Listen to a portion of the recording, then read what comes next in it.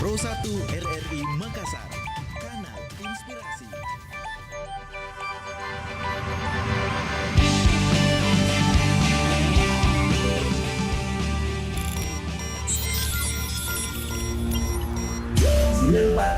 FM Pro 1 RRI Makassar. Assalamualaikum warahmatullahi wabarakatuh. Selamat pagi pendengar setia dari Makassar dimanapun Anda berada. Salam sejahtera. Alfian yang bersama Anda kembali pagi hari ini dalam Dialog Lintas Makassar pagi di edisi Jumat 10 Desember 2021. Hari ini diperingati sebagai Hari Hak Asasi Manusia ya, atau Universal Declaration atau peringatan dari Universal Declaration of Human Rights. Nah, kita akan berbincangkan ini pendengar mengenai penghormatan, perlindungan dan juga pemenuhan hak asasi manusia. Ini masih menjadi sebuah boleh dikatakan perjuangan begitu ya. Karena belum sepenuhnya HAM ya itu diterapkan secara utuh di dalam kehidupan sehari-hari. Saya saat ini sudah bersama dengan pembicara mantan Komisioner Hak Asasi Manusia Bapak Dr. Saharudin Daming SHMH yang beberapa waktu lalu tentunya juga sangat aktif begitu ya, mengikuti perkembangan bagaimana penanganan kasus-kasus pelanggaran HAM yang ada di Republik ini. Saya sudah bersama beliau sekarang, Pak Saharudin Daming. Assalamualaikum, selamat pagi. Waalaikumsalam warahmatullahi wabarakatuh. Selamat pagi. Sehat selalu masyarakat Makassar. Ya, sehat-sehat Pak Saharudin. Ya, alhamdulillah. Alhamdulillah. Baik, Pak Saharudin, beberapa tahun lalu Anda sangat aktif begitu ya, berkecimpung di bidang hak asasi manusia. Nah, hari ini kita peringati sebagai peringatan Hari HAM Internasional. Pak Saharudin Daming sendiri melihat bagaimana kemudian terkait dengan perlindungan, pemenuhan hak asasi manusia di negara kita. Oke, jadi sebelumnya begini, saya ingin sedikit mengangkat mengapa dunia menetapkan tanggal 10 Desember sebagai Hari Internasional Hak Asasi Manusia. Seperti yang sebagian besar pendengar RRI masih ingat atau membaca sejarah bahwa Perang Dunia Pertama hingga Perang Dunia Kedua yang menimbulkan korban jiwa begitu dahsyat tercatat dalam beberapa manuskrip itu mencapai angka 6 juta orang yang menemui ajalnya secara tidak wajar. Ada yang diperlakukan sangat tidak manusiawi, terutama ketika Nazi berkuasa di Jerman. Hampir semua benua Eropa tidak ada satu yang luput dari kekejaman dan para Nazi. Disitulah dunia menyaksikan betapa kejamnya otoritas negara itu memperlakukan manusia sama sekali tidak bermartabat. Dan itulah muncul kesadaran dunia untuk mengubah kehidupan peradaban manusia ini yang disebut sebagai New Order atau tatanan dunia baru. Maka sejak PBB didirikan tahun 1945, dunia terus bergerak untuk menanamkan sebuah nilai, sebuah doktrin, sebuah dogma bahwa ternyata peperangan bagaimanapun keadaannya tidak pernah membawa manfaat bagi peradaban manusia. Yang terjadi adalah kehancuran peradaban dan kebinasaan umat manusia. Maka akhirnya keluarlah deklarasi PBB tahun 1948 tanggal 10 Desember disebut Universal Declaration of Human Rights. Biasa kita menyingkatnya dengan UDHR atau DUHAM. Inilah yang memuat nilai-nilai moral, standar HAM internasional yang menjiwai dan mempengaruhi masyarakat dunia, tidak hanya di negara-negara barat, tetapi juga negara maju. Bahkan hampir semua negara mengadopsi nilai dan standar ini ke dalam sistem hukumnya masing-masing. Termasuk kita di Indonesia. Sudah diratifikasi Pak ya? Sudah diratifikasi. Undang-Undang Dasar 45 ya, terutama di pasal 28 huruf A sampai J. Wah, itu hampir semua materi dan ketentuan dalam DUHAM itu menjadi bagian dalam pasal-pasal Undang-Undang Dasar kita yang baru, sehingga di dunia ini mungkin Indonesia satu-satunya yang secara gentle mendeklarasikan dan mengadopsi secara penuh materi muatan DUHAM itu, sebab Amerika Serikat sendiri yang ikut memprakarsai deklarasi ini. Sampai sekarang amandemen Undang-Undang Konstitusi Amerika itu tidak juga mengadopsi nilai-nilai HAM yang tertuang dalam deklarasi, kecuali Indonesia, satu-satunya negara yang mengadopsi hampir seluruhnya, Masya Allah gitu ya. Nah, inilah yang kemudian terus menjadi kegembiraan seluruh masyarakat pemerhati HAM, terutama di Komnas HAM yang kebetulan saya pernah berada di lembaga ini sebagai unsur pimpinan pada tahun 2007 sampai 2012. Selama 5 tahun saya di Komnas HAM, saya memantau, saya mengikuti, saya ikut merasakan, memahami seperti apakah geliat perkembangan dan penegakan, perlindungan, pemenuhan hak asasi manusia dari waktu ke waktu. Jadi terminologinya itu, Bung Alfian, pertama ada yang disebut dengan pemajuan HAM, ada yang disebut dengan penghormatan HAM, kemudian ada yang disebut dengan perlindungan HAM, ada yang disebut dengan penegakan HAM, ada yang disebut dengan pemenuhan HAM. Nah, ya kan? Nah, pertanyaan yang muncul dalam berbagai kajian-kajian akademik, siapakah sebetulnya yang bertanggung jawab kalau kita bicara tentang pemajuan, perlindungan, pemenuhan, penegakan dan penghormatan HAM? Siapa yang bertanggung jawab untuk itu? Jawabannya adalah negara. Negara yang harus melakukannya.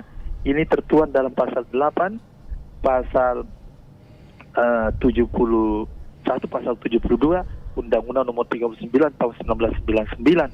Kemudian ini diperkuat lagi, Bung Alfian, dalam konstitusi kita, dalam Undang-Undang Dasar 1945 di pasal 28I ayat 5. Semuanya menegaskan bahwa upaya untuk pemajuan, perlindungan, penghormatan, penegakan dan pemenuhan hak asasi manusia adalah tanggung jawab negara, khususnya pemerintah gitu ya.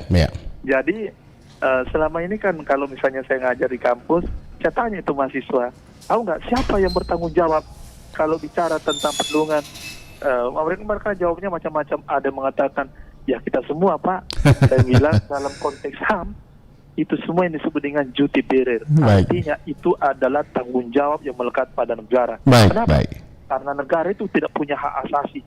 Negara itu hanya punya kewajiban untuk menegakkan, melindungi itu, Pak ya. Rakyat Indonesia. Pak Sarudin Daming, Anda tadi katakan bahwa Indonesia satu-satunya negara yang kemudian hampir secara penuh begitu mengadopsi atau mungkin meratifikasi begitu ya hasil konvensi hak asasi manusia tersebut atau deklarasi of human rights tersebut. Nah, tapi kemudian apakah ini sudah terimplementasi begitu dengan baik dalam sejarah perjalanan bangsa ini begitu? Apakah kemudian dalam setiap penyelenggaraan negara ini ya masalah hak asasi tersebut ini sudah ditegakkan secara pure begitu menurut pandangan Pak? Dari dulu saya masih di Komnas HAM, pertanyaan itu selalu bergelimpangan di kepala aku itu, Bang Alfian ya. Selalu juga kalau ada seminar-seminar, kalau saya menjadi narasumber di mana-mana, selalu muncul pertanyaan itu ya. Di kampus pun selalu muncul pertanyaan-pertanyaan itu ya. Saya hanya bilang begini, harus diakui bahwa menakar, mengevaluasi, memantau perkembangan, pemajuan, perlindungan dan segala yang berkait dengan hak asasi manusia memang ada kemajuan, ada upaya untuk perlindungan. Tetapi kalau dibanding seberapa jauh yang belum, masih terlalu banyak yang belum dilakukan. Kenapa? Nah, karena semua negara mengalami, bukan cuma Indonesia. Mari kita perhatikan misalnya membandingkan dengan Amerika Serikat sebagai kampiun demokrasi, sebagai lahirnya gagasan-gagasan tentang berbagai nilai dan prinsip hak asasi manusia. Sampai hari ini, Bung Alfian, di Amerika Serikat itu pelanggaran HAM, terutama diskriminasi ras itu sangat terasa. Tidak hanya di level horizontal, di level negara.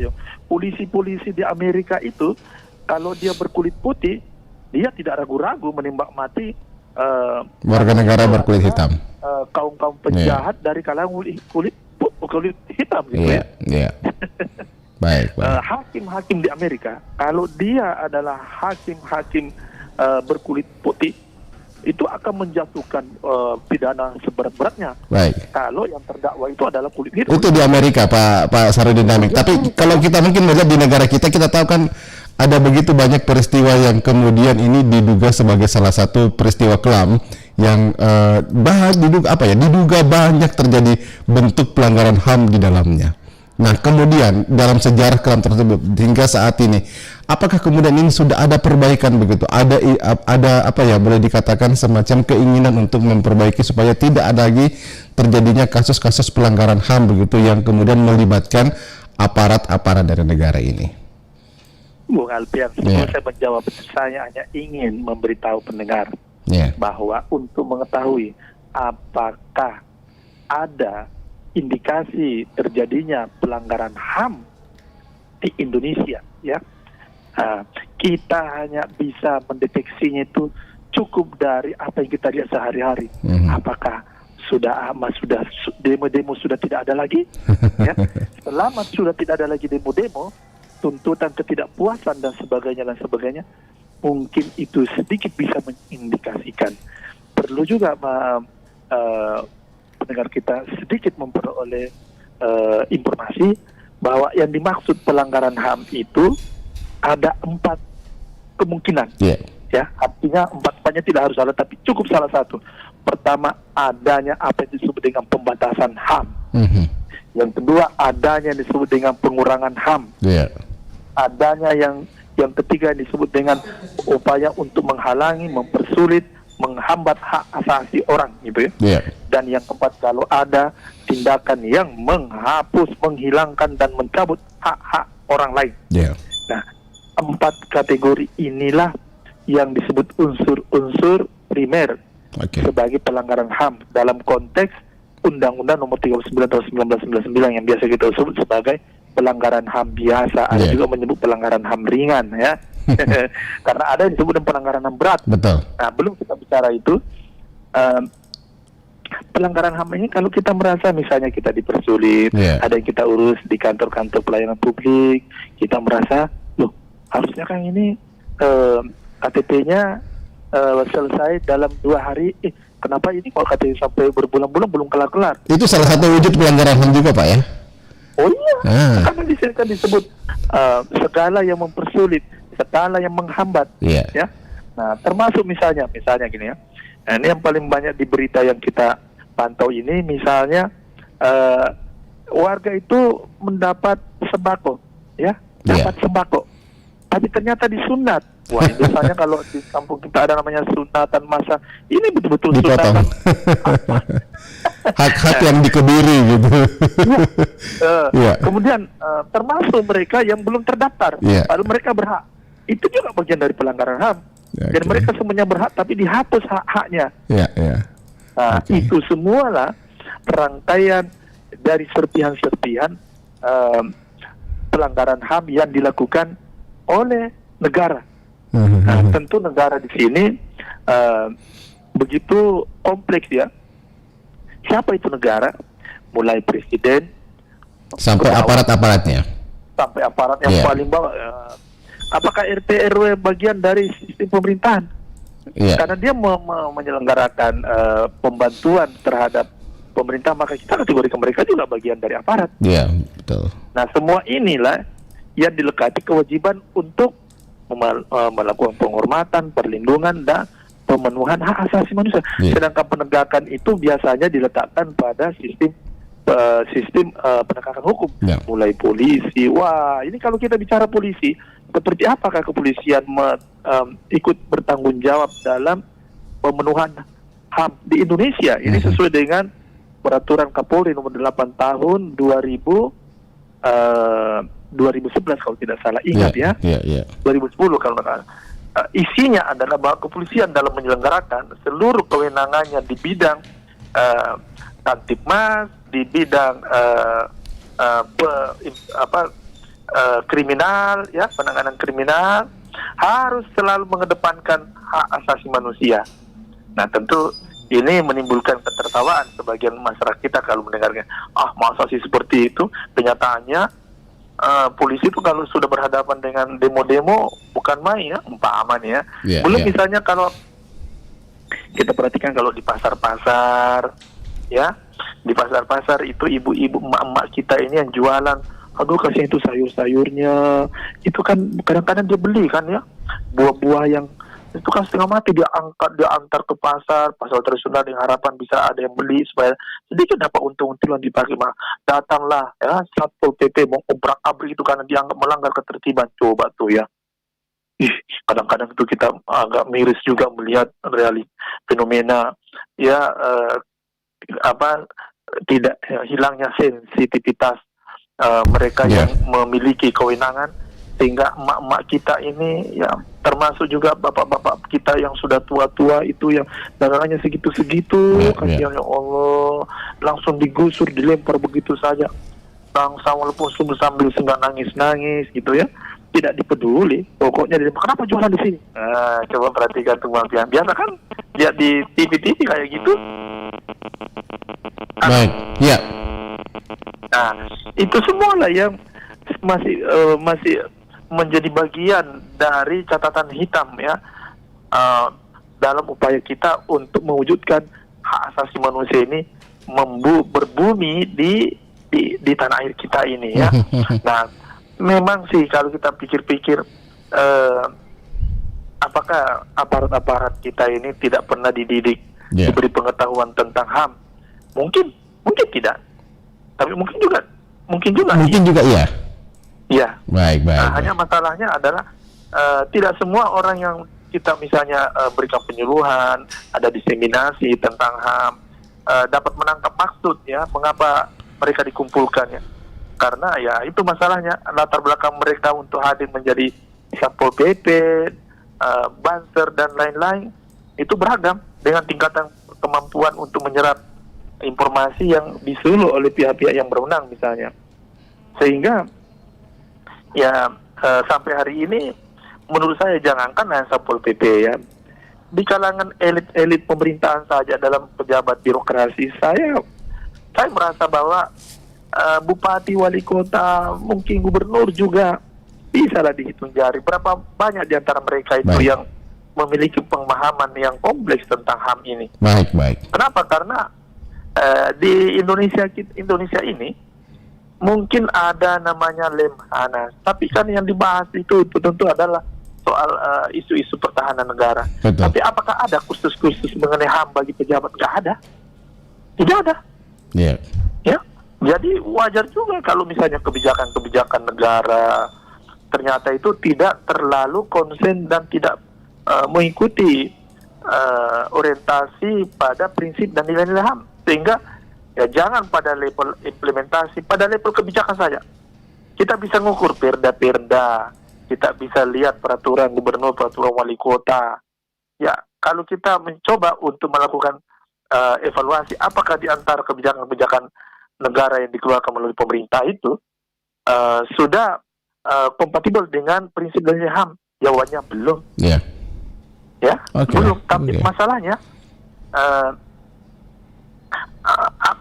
apakah misalnya ketika mereka misalnya merumuskan kebijakan itu melibatkan misalnya janganlah Komnas HAM ya, tapi cukuplah misalnya lembaga-lembaga di tempat, misalnya kalau di Makassar itu ada LBH yang sedikit paham dengan nilai-nilai dan prinsip atau norma-norma HAM misalnya.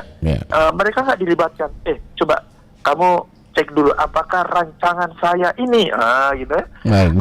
Masih ada sesuatu yang berhadapan dengan prinsip dan nilai HAM atau norma-norma HAM.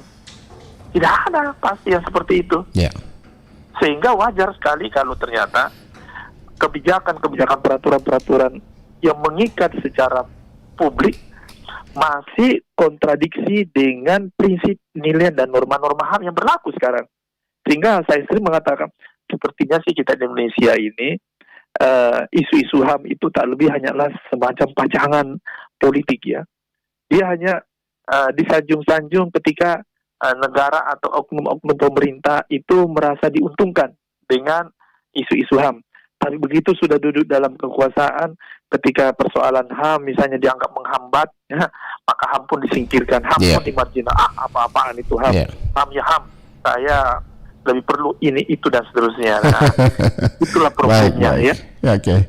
Ya. Nah, kalau menurut Pak Sarudin Dameng, apa sih yang masih perlu diperjuangkan begitu terkait dengan penegakan HAM? Nah, kalau kita melihat bahwa sejak era demokrasi kebebasan kan sudah diberikan begitu seluas-luasnya kepada masyarakat, demokrasi sudah semakin membaik begitu. Tapi kemudian apakah ini mengindikasikan juga bahwa penegakan HAM juga pemenuhan hak asasi manusia, perlindungan dan penghormatan terhadap hak asasi manusia ini sudah semakin baik kalau menurut pandangan Anda?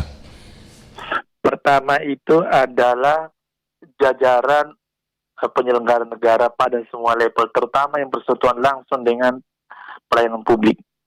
Ya, kita mulai dengan kebutuhan sehari-hari. Ya, anak sekolah,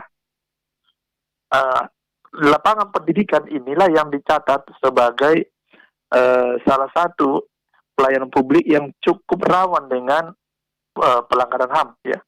Karena unsur pelanggaran HAM kan tertera pada pasal 1/6 Undang-Undang 1995 itu, ya, bahwa setiap orang atau kelompok orang atau aparat penegak penyelenggara negara yang dengan sengaja atau karena kelalaian melakukan pembatasan, melakukan pengurangan, melakukan penghalangan, jadi menghalangi, menjadi membatasi, mengurangi, menghalangi, menghilangkan hak-hak orang tertentu, ya. Nah, mari kita perhatikan misalnya dalam dunia pendidikan.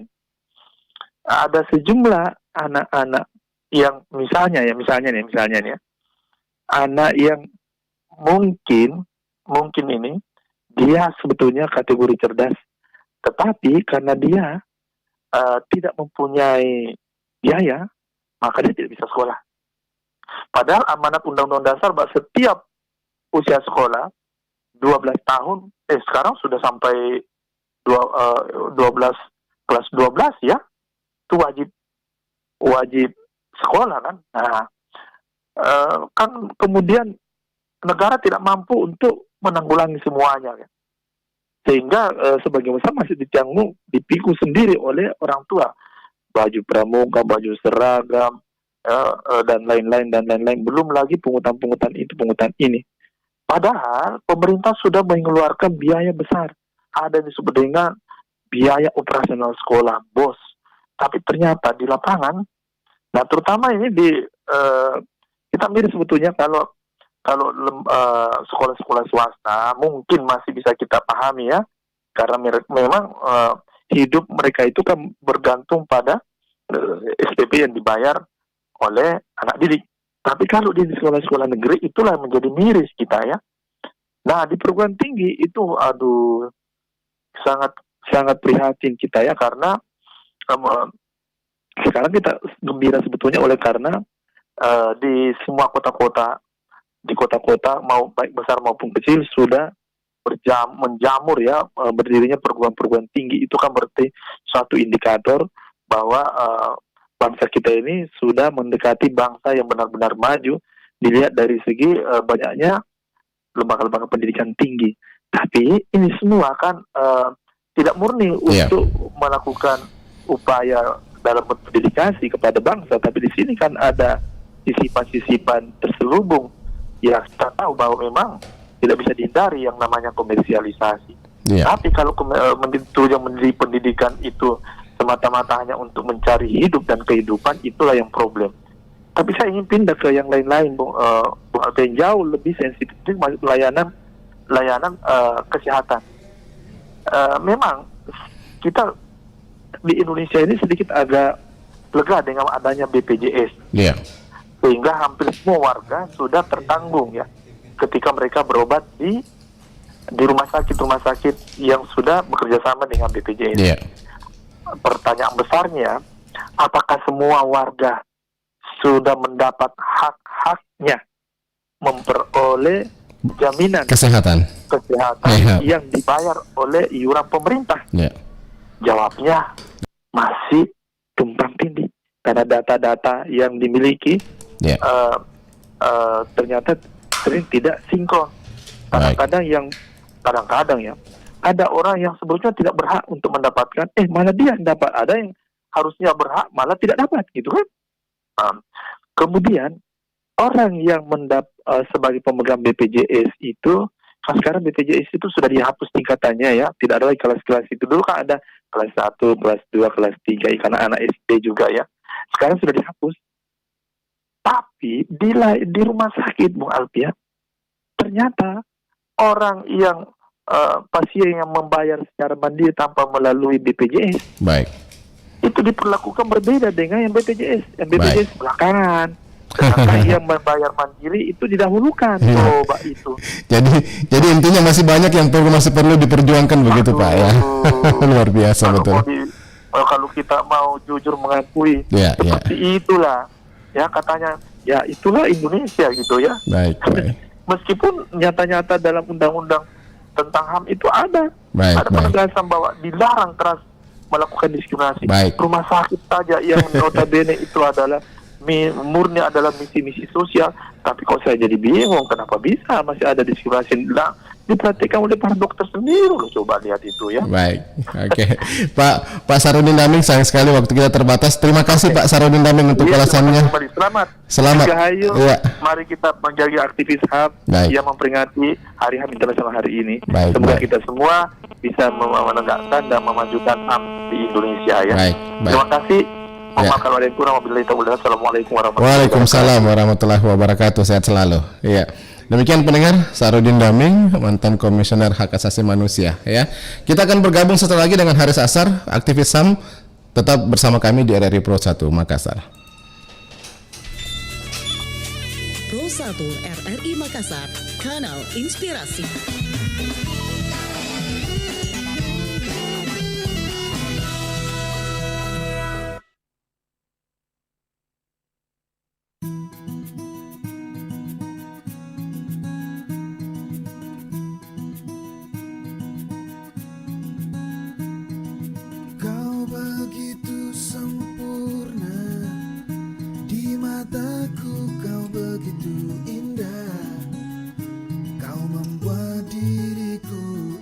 Selalu memujamu di setiap langkahku, ku kan selalu memikirkan dirimu. Tak bisa ku bayangkan hidupku tanpa cintamu. Janganlah kau tinggalkan diriku, takkan mampu menghadapi semua. Hanya bersamamu ku akan bisa. Kau adalah darahku, kau adalah jantungku, kau adalah hidupku, lengkapi diriku. Oh sayangku, kau begitu sempurna, sempurna. Kau genggam tanganku saat diriku lemah dan terjatuh. Kau bisikan kata dan hapus semua sesalku. Janganlah kau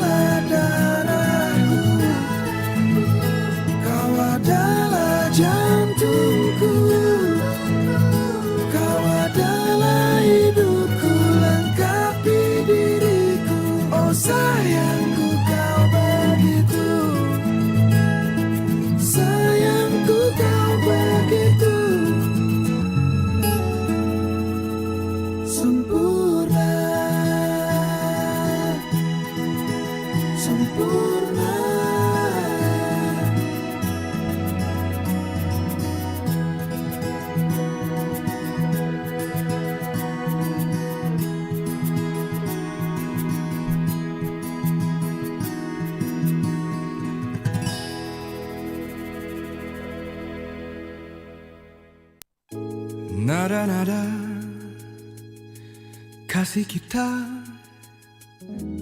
telah lama sunyi tak bersuara.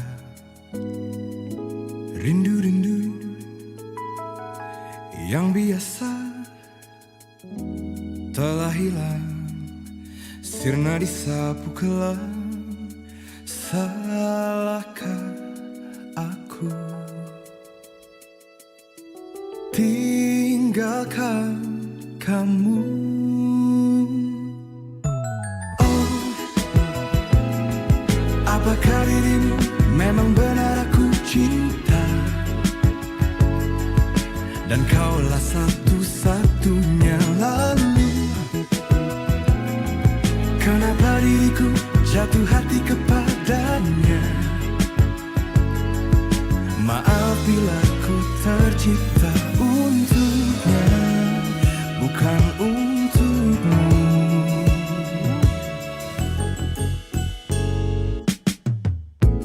Ini kisah tanpa pisah, gugur satu bunga di taman hati. Oh, salahkah aku tinggalkan kamu? Oh, apakah dirimu memang benar aku cinta? Dan kaulah satu-satunya. Lalu kenapa diriku jatuh hati kepadanya? Maaf bila ku tercipta untuknya, bukan untukmu. Aku sangka kaulah yang terbaik, tapi dia yang melukis senyumku. Telah ku coba, namun sayangnya ku tak mampu pertahankan runtuh dinding hatiku.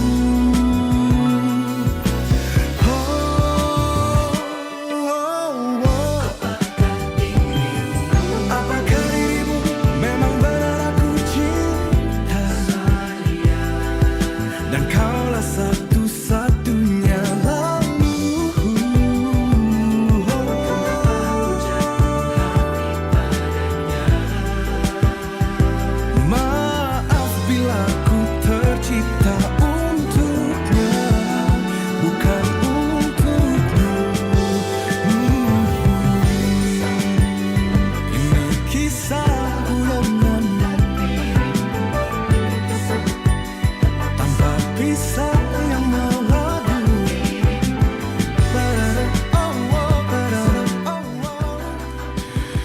Terima kasih pendengar, Anda masih bersama kami di RRI Pro 1 Makassar. Kami saat ini masih berupaya untuk tersambung dengan aktivis HAM ya, Bapak Haris Ashar, Bang Haris Ashar. Kita akan coba meminta ulasan beliau seperti apa ya perjuangan dalam penegakan hak asasi manusia di negara kita. Kita tahu dulu ada sejumlah aktivis-aktivis HAM ya yang kemudian sangat vokal berbicara, taruhlah seperti Marsina Munir yang kemudian karena begitu getolnya memperjuangkan hak asasi manusia ya, apalagi mengusut kasus dugaan orang hilang, pelanggaran HAM berat. Nah, ia pun terpaksa harus meninggal begitu, dan meninggalnya juga ini lewat sebuah operasi yang diduga pada saat itu dilakukan oleh orang-orang tertentu ya, dan kematian Munir yang sangat-sangat mengguncang pada saat itu ditengarai akibat disengaja ada upaya penghilangan nyawa secara paksa terhadap aktivis HAM Munir ya. Baik, nah saat ini pun terus dilakukan upaya bagaimana supaya HAM ini dalam kehidupan sehari-hari berbangsa bernegara tetap ditegakkan ya, termasuk dalam hal-hal yang kecil seperti disampaikan Pak Sarudin Daming. Tentunya hak asasi manusia itu memang perlu untuk ditegakkan. Nah, baik pendengar, saya akan coba untuk bergabung sesaat lagi dengan aktivis HAM Bang Haris Ashar, ya. Mudah-mudahan kita tersambung dengan beliau pada pagi hari ini, karena di Jakarta masih jam 8:30, karena masih banyak para mereka yang bergerak di lembaga swadaya masyarakat, ya, belum banyak beraktivitas di pagi-pagi hari seperti ini, karena kebanyakan mereka itu mungkin aktivitasnya, ya, biasanya mungkin agak siangan lah gitu. Oke, kami akan kembali saat lagi, tetap bersama kami di RRI Pro 1 Makassar.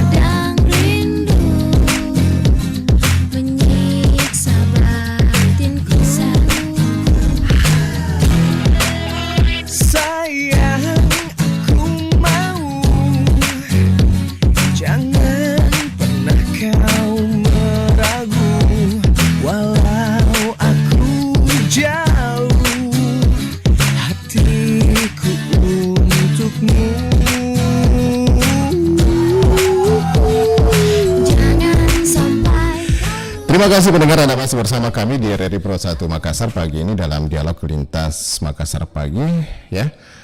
Dalam rangka memberikan jaminan perlindungan terhadap hak asasi manusia, Indonesia telah membentuk lembaga HAM, yakni Komisi Nasional Hak Asasi Manusia atau Komnas HAM. Dan Komnas HAM ini dibentuk berdasarkan keputusan Presiden nomor 50 tahun 1993.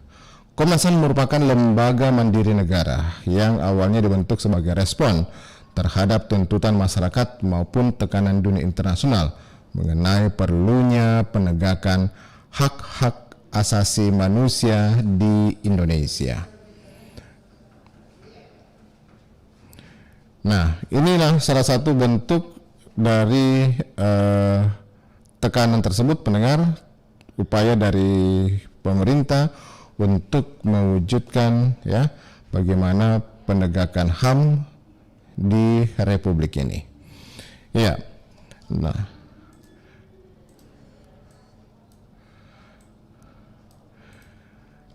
baik pendengar Pro 1 dimanapun Anda berada, kami masih coba untuk bisa tersambung dengan aktivis HAM Pak Bapak Haris Ashar untuk kita minta ulasannya bersama beliau, ya, terkait bagaimana kemudian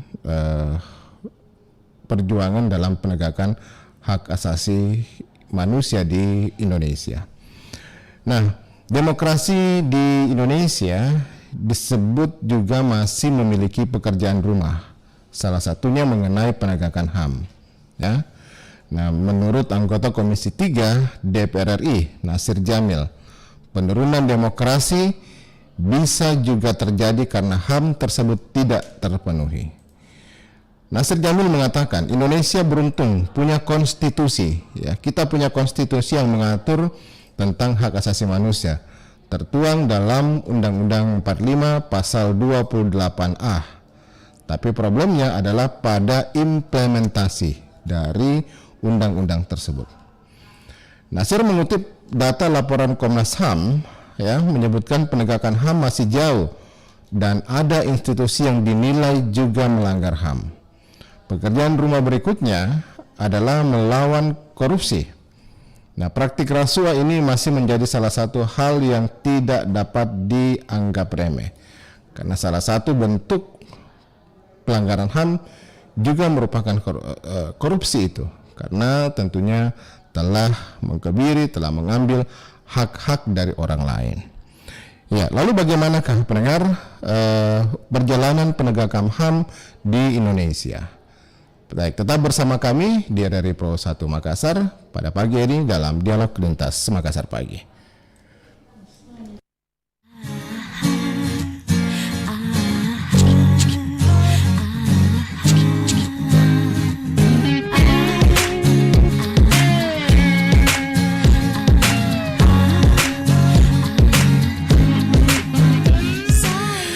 Baik, pendengar, kami sudah tersambung dengan aktivis HAM Bapak Haris Ashar langsung di sambungan WA pada pagi hari ini.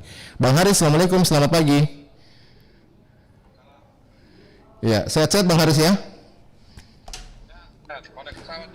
Iya, oh sudah naik pesawat Pak? Iya. Baik Pak, mungkin kami sita waktunya dulu sedikit bagaimana mengenai penegakan HAM di Indonesia saat ini. Nah, kalau Bang Haris sendiri melihat perjalanan penegakan HAM di Republik ini gimana Bang Haris?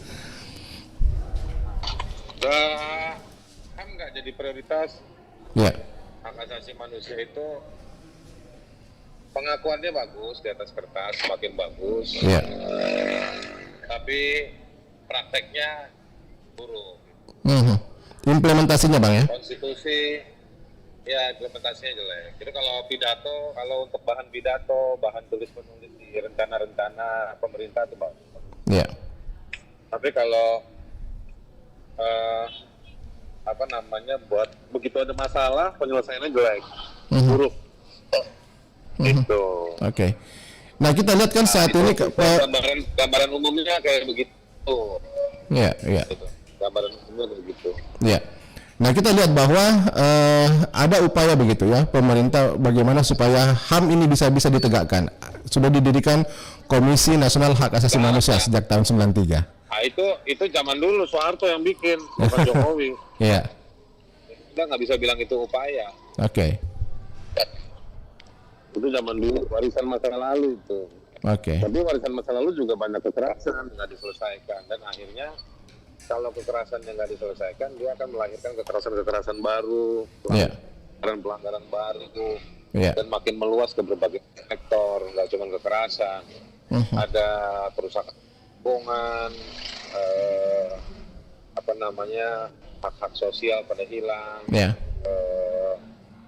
ketimpangan makin banyak, karena dia nggak jadi indikator kerja pemerintah. Ini masyarakat. Ya. Nah, begitu banyak kasus mengenai pelanggaran HAM, terutama terkait dengan pelanggaran HAM. Ya. Lalu bagaimana kemudian Bang Haris melihat komitmen kemudian untuk penyelesaian kasus-kasus pelanggaran HAM tersebut? Komitmennya siapa? Komitmen dari pemerintah tentunya. Wah, mereka sangat hebat membangun komitmen bersama para investor, itu aja, tapi bukan buat korban. Itu. Iya, tapi komitmen untuk perbaikan mengenai penegakan HAM, kalau Anda sendiri melihat seperti apa, Bang? Apakah ini masih jalan di tempat atau seperti apa?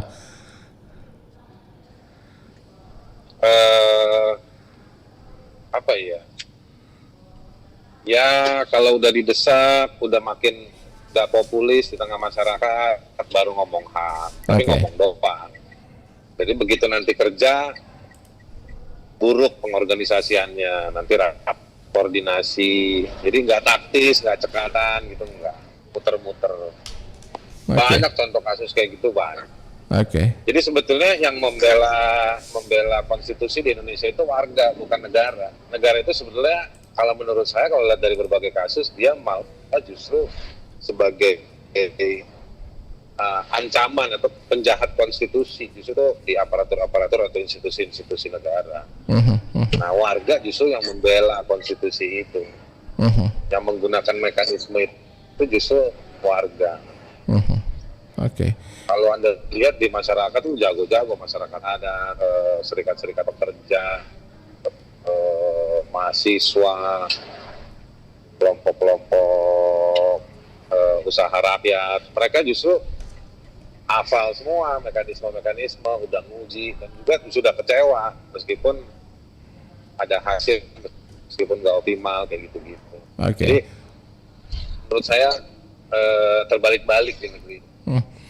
Kalau menurut Bang Haris sendiri, apa sih yang masih perlu diperjuangkan saat ini begitu ya, teman-teman yang bergerak di bidang HAM ini, Bang Haris, terkait masalah dengan penegakan HAM? Memastikan aja bahwa di 2024 ada pergantian kepemimpinan yang baik dan juga bisa memperbaiki dari kesalahan atau pelanggaran-pelanggaran yang dilakukan oleh rejim ini dan rejim sebelumnya. Ini kan dampak buruk dari Jokowi ini kan juga mesti dipikirin. Jadi jangan milih presiden yang cuman senyum-senyum menang survei doang, ganteng-gantengan mah nggak penting. Siapa yang bisa memperbaiki kesalahan-kesalahan dari 10 tahun Jokowi ini? Iya. Oke. Kalau Bang Haris sendiri, apa nih harapannya Bang Haris? Ya, ini saat ini kan kita peringati sebagai Hari Hak Asasi Manusia Internasional begitu. Apa harapan Anda untuk penegakan HAM atau pemenuhan HAM di negara kita? Kalau saya meringati HAM tiap hari, saya kerja di bidang HAM. Gitu. Jadi ya. Bukan hanya momen saat ini saja, Bang ya? Bukan hari ini aja. Iya. Saya mimpi aja soal HAM udah sering. Masih butuh perjuangan yang keras nih rupanya, Bang. Ya emang hak asasi manusia nggak cerita yang tidak pernah berakhir. Iya. Gitu. Baik. Dari memperbaiki sampai membangun konsep yang lebih ideal gitu. Oke. Itu cara kerjanya HAM itu begitu. Baik. Iya, sayang sekali waktu kita sudah habis, Bang Haris Sasar. Terima kasih itu sudah bergabung. Saya mampir ke RRI Makassar lah. Saya suka ke Makassar juga kok, beli jalan kote. Nanti mampir aja, Bang. Iya. Siap, makasih Bang Haris sudah bergabung. Iya. Oke. Pendengar Pro 1, kami sudah bergabung meskipun singkat ya. Beliau saat ini ada di bandara karena akan menuju ke satu tempat rupanya. Jadi dialog saya singkat. Cukup pesimis apa yang disampaikan tadi ya. Tapi mudah-mudahan dengan perjuangan, dengan ikhtiar secara bersama-sama bahwa penegakan HAM itu bisa bukan hanya sekedar mimpi belaka ya, seperti yang disampaikan Bang Haris tadi, karena menurut sebagian orang mungkin masalah penegakan HAM ini hanya mimpi untuk sebagian orang ya, tetapi kalau mungkin punya ikhtiar, punya komitmen ya, saya rasa mungkin ke depan ini akan semakin baik lah, seperti itu ya. Saya cukupkan sampai di sini dialog tuntas Makassar pagi. Atas nama kerabat kerja bertugas, Alfian mengucapkan terima kasih. Selamat pagi, sampai jumpa. Assalamualaikum warahmatullahi wabarakatuh.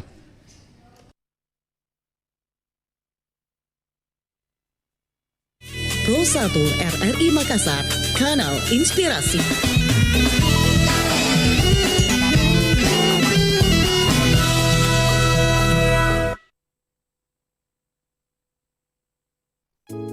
Nada-nada kasih kita telah lama sunyi tak bersuara.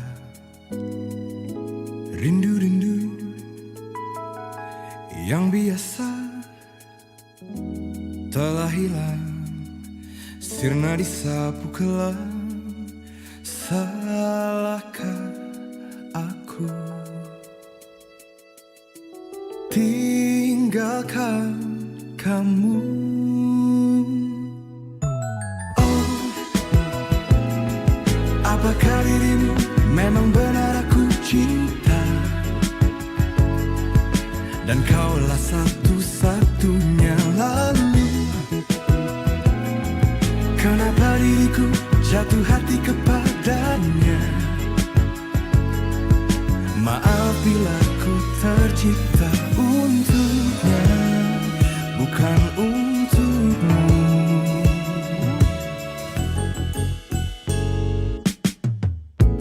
Ini kisah tanpa pisah, gugur satu bunga di taman hati. Oh, salahkah aku tinggalkan kamu? Oh, apakah dirimu memang benar aku cinta, dan kaulah satu-satunya. Lalu kenapa diriku jatuh hati kepadanya? Maaf bila ku tercipta untuknya, bukan untukmu. Aku sangka kaulah yang terbaik, tapi dia yang melukis senyumku. Telah ku coba, namun sayangnya ku tak mampu pertahankan runtuh dinding hatiku.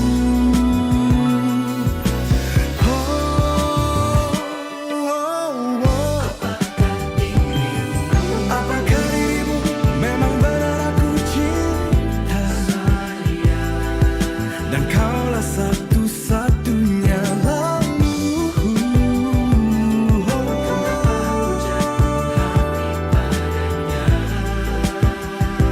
Maaf bila ku tercipta untuknya, bukan untukmu. Ini kisahku yang nyanyi tanpa pisah yang meladu. Oh, oh, oh, oh.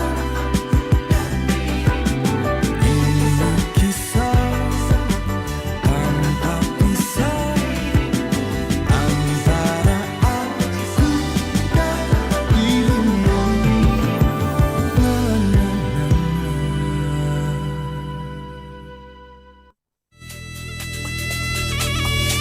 Pro 1 RRI Makassar, Kanal Inspirasi.